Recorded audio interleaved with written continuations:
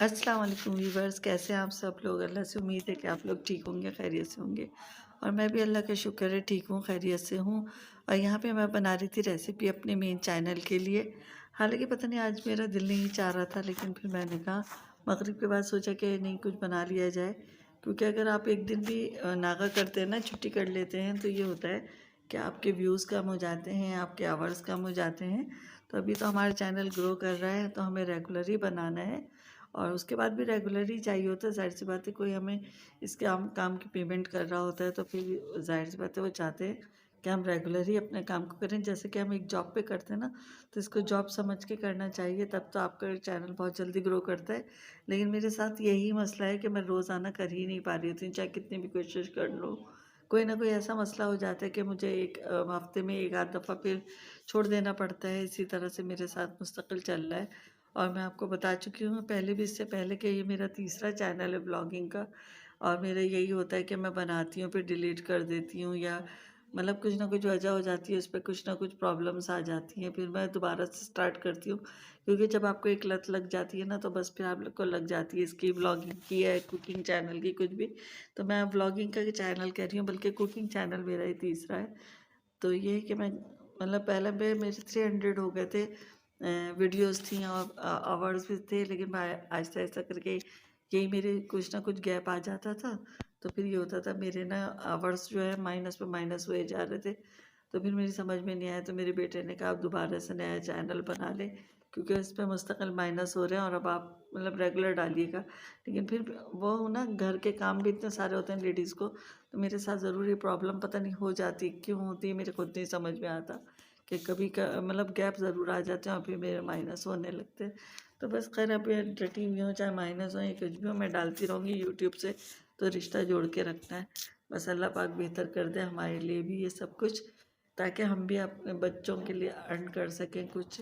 इतने शौक से लग बनाती हैं वीडियोस भी, और कमेंट्स भी आ रहे होते हैं, और लाइक्स भी आ रहे होते हैं, और क्या कहते हैं व्यूज़ भी आते हैं। लेकिन ये ना चैनल अभी मेरा उस तरह ग्रो नहीं कर रहा है। तो बस फिर मैंने ये रेसिपी बना ली थी, बड़े मज़ेदार सी रेसिपी बनी थी।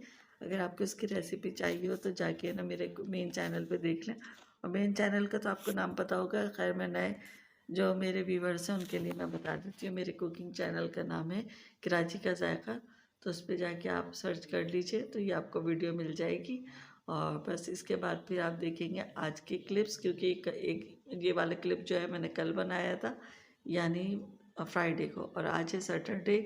तो बस ये वाला देख लीजिए। यहाँ पे मैं बना रही थी चिकन के शामी कबाब, क्योंकि शाम में मुझे बनानी थी यखनी पुलाव। यखनी पुलाव के साथ बहुत अच्छे लगते हैं कबाब, शामी ज़रूर हों तो बहुत मज़े की लगती है। तो फिर आज की मेरी खैर रेसिपी भी जो थी वो वाइट चिकन पुलाव थी, तो वो मैं मेरे कुकिंग चैनल पे आपको मिल जाएगी। तो वो मैं इससे पहले डाल दूँगी, ब्लॉग से भी पहले वो चली जाएगी, बल्कि जा चुकी है। और यहाँ पे साथ में गरम मैं कर रही थी, ये मैंने फिलिंग बना के रख लेती हूँ। इसमें बंद गोभी है, गाजर है, शिमला मिर्च और चिकन है, और वह है क्या सोया सॉस और विनेगर और चिल्ली सॉस, ये सब डाल के मैं ना इसके एक फिलिंग तैयार कर लेती हूँ। ये भी मेरे चैनल पे मौजूद है। तो ये होता है कि आप कभी भी इससे कुछ बना सकती हैं। कोई आ जाए आपके यहाँ, तो आप इसे समोसे में भर सकती हैं, आप इससे कोई पकौड़े भी बना सकती हैं, और बहुत सारी चीज़ें आप बना सकती हैं। ब्रेड में भी भर के इसकी फिलिंग से आप कोई रोल वगैरह बना सकती हैं। लेकिन अभी मैं ये यूज़ करूँगी मैक्रोनी में, क्योंकि शाम के वक्त दिल चाह रहा था बच्चों का मैक्रोनी खाने का। तो मैंने पानी रख दिया, और पानी स्लो फ्लेम पे पक रहा है। और स्लो फ्लेम की वजह तो आपको पता ही है, मेरे हर ब्लॉग में मैं यही कह रही होती हूँ, गैस हल्की आ रही है, गैस हल्की आ रही है। तो इस टाइम भी कराची में गैस हल्की है। तो बस वो पानी जो है गर्म हो रहा है, और ये तो गर्म हो चुका है, और साथ ही ये भी पक रहा है। असल में 3 चूल्हे इस्तेमाल हो रहे हैं, तो 3 चूल्हों पे तो गैस फिर हल्की होनी है, लेकिन गैस थी भी बहुत हल्की।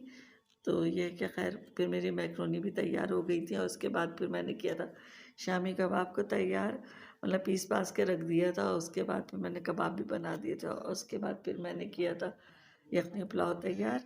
तो खैर ये भी तो आप मैक्रोनी देख रहे हैं, मैक्रोनी भी बहुत मज़े की तैयार हो गई थी। तो बच्चे तो मतलब आराम से खा रहे थे, और मतलब कह रहे थे मज़े की बनी हुई है। खैर मेरे हस्बैंड कहने लगे ये तो तुमने किससे मंगवा ली गाजर शिमला मिर्च वगैरह। मैंने कहा ये आपसे ही मंगवाई थी, और ये मैंने फिलिंग बना के फ्रीज़ कर दी थी, और इस वक्त मैंने इस्तेमाल कर ली। कह रहे चलो ये तो सही है। मैंने कहा हाँ, मैं इस तरह करने लगी हूँ कि फ्रीज़ कर देती हूँ, फिर जब ज़रूरत होती है उसे इस्तेमाल कर लेती हूँ।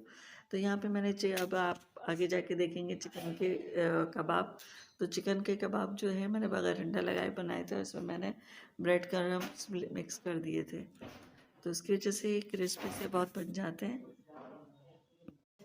यहाँ पे अभी आपको गेट बंद होने की आवाज़ें आने लगी होंगी, तो वो हमारे सामने वाले नेबर्स, हमारे असल में अपार्टमेंट में रहते हैं, तो आमने सामने गेट है और मैं अपने लाउंज में बैठ के वॉइस ओवर कर रही थी, तो उनके यहाँ से कोई जा रहा था तो गेट खुलने की आवाज़ आई थी।